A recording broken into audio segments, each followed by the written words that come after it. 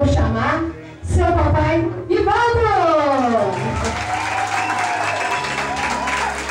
Pode ser que